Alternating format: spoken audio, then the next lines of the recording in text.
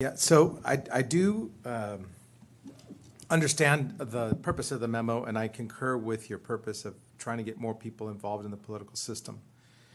I don't know why people vote less or vote more, but I could tell you that maybe they're happier. And people who are unhappy, you tend to vote more, I would think. Maybe, I don't know. I'm not a psychologist, but this political system that we currently have has been in place since 1967, and I don't agree with a statement that it doesn't truly represent the will of the voters here today. This system put Norm Mineta in office, the first Japanese American mayor to hold a major public office. This political system put Mayor Janet Gray Hayes, first woman mayor of a major city, in office. Tom McHenry, Mayor Hammer, Mayor Ron Gonzalez, the first Latino American in a major U.S. city. This is the system that we used to get those folks in office. And I also want to correct something.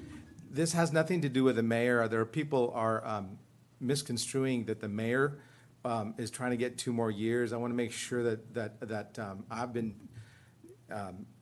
People are lighting me up on Facebook and all that, saying that this is the mayor's ploy. It is not the mayor's ploy to get 2 more years. I want to be clear about that. There are many ways that I think that we should look at to increase voter turnout. There are experiments being done on permanent absentee balloting for the entire city in San Mateo.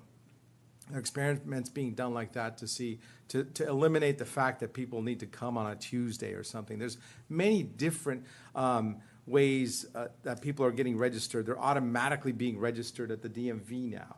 So we're trying a lot of different things, but I don't necessarily want to fix a problem that may, I want to provide a fix for a problem that may not exist. I'm not sold that a problem exists. I think that the mayors that we did elect are a true reflection of the sentiment of the people in the city. Regardless of what the turnout is, I do want more people to turn out. This is not the purpose. But I also don't believe that there's anybody trying to suppress voter turnout here. It's not like other states or other areas where there's active voter suppression. At least I've never heard it in the city before. So my question is that this is a major decision. And with major decision, we usually have study sessions. We usually have priority setting. We usually have red, green, yellow discussions. I'd like to know the good and the bad. Some of the things that I'm concerned about, for example, is, okay, let's put the mayor's election into the presidential cycle. What happens to the odd numbered council districts that no longer have a mayor on the ballot at the same time them, and then those 5 council districts are going to lack, are going to have even a more dismal turnout than they already have.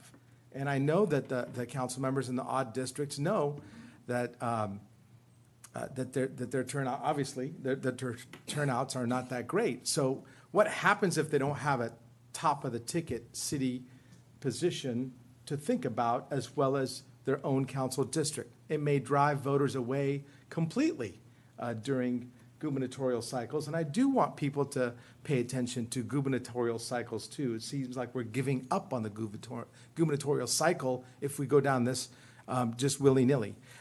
So all I'm asking from my council colleagues is, number one, since the mayor can indeed vote on this, as we just heard, and there's less than a full a quorum here. Well, we have a full quorum, but we don't have all our members. I'm hoping that we can defer this at least for 1 week until some of the other members of this council can weigh in on this. And then I also would like to know from staff if this is something that is a red light, green light, because this is a process. I personally don't want to know. I personally want to know pros and cons, just like I asked for when we talked about CCEs, the community choice energy, just like I ask for whenever I vote on anything. I want to know the good and the bad. I hear the good. I understand the numbers, but I don't know the downside. I haven't done all the work because this has been, new discussion items. I don't know if staff is ready to give advice or to bring in experts to have a study session. I don't know if this is a potential for a priority setting. I want to know what the thoughts of the staff are on this. Sure. Lee Wilcox, Chief of Staff for the City Manager's Office. I think the way that this has been worded, if the council were to approve it, would be a green light. The work around a charter change, even though there's some work around polling and the actual language changes are fairly straightforward in the way we would go about any charter change. If you were asking for something a little bit greater, basically analysis on pros and cons and what could possibly happen to the odd number districts, I'd say that would still be a green light, but staff would want additional time rather than 1 week to put that together. Okay, so I you know what, I want to make a motion to table this until next week at least, until I can hear from my other council colleagues and mayor, if that's acceptable by our. Can I get a second? Thank you, I think. Thank you. Is that a memo? Free association. Thank you, Councilmember. Councilmember Khamis? Yeah, and I actually appreciate a lot of the things that you said, Councilmember Diep, and that's another one of my concerns. If we're looking at that high of a presidential election, who cares about mayor? Not only so in gubernatorial elections, mayor is king of the ballot, right? So you'd think that there'd be a lot more focus. This is why I want a study session. I think this is way too fast to jump the gun, to just go, let's get it done because we think we have the solution. I don't know that this is a solution. There's so many different caveats here that we are not considering. How will this affect the partisanship atmosphere in this nonpartisan office? All of us are elected in a nonpartisan way. The presidential elections, as you know, are extremely partisan. And I love the dynamic that we have on city council, where Republicans can talk to Democrats and decline to states, and we all, respect each other's opinions. This might not happen with this might not happen.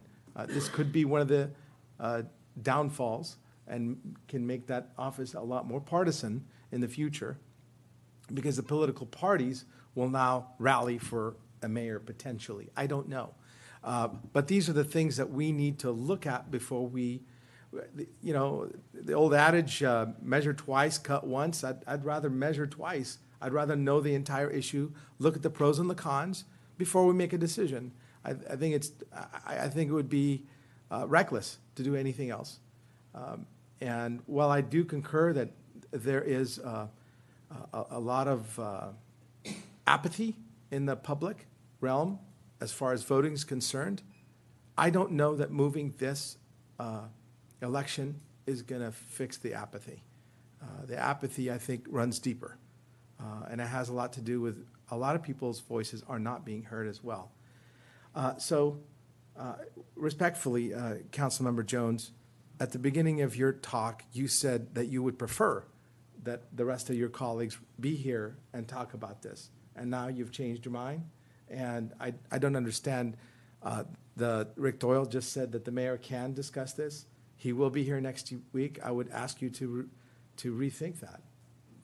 No, and I appreciate that request. And trust me, I am torn.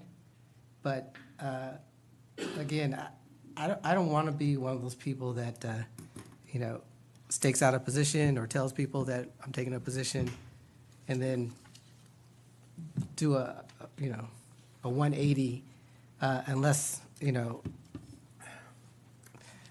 I have no other choice. And so I've taken this position. I've publicly taken this position. I've talked to numerous people about this position.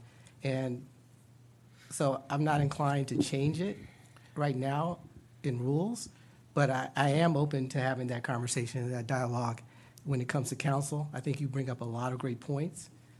These are things that you can introduce as part of the discussion when it comes to council, and we can work it out, hash it out, and try to come up with something that's workable for everyone.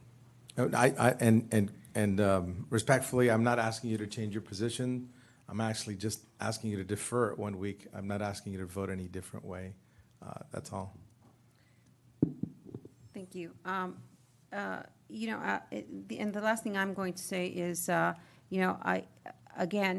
going to return to the numbers. I'm not exactly sure why, Councilmember Khamis, you would think that the numbers don't demonstrate a change in behavior. We're seeing that that's exactly what happens, and we know statistically that in the cities where this change has already taken place, the turnout increases, folks go out and vote for the mayoral races more so than in cities where the change hasn't taken place.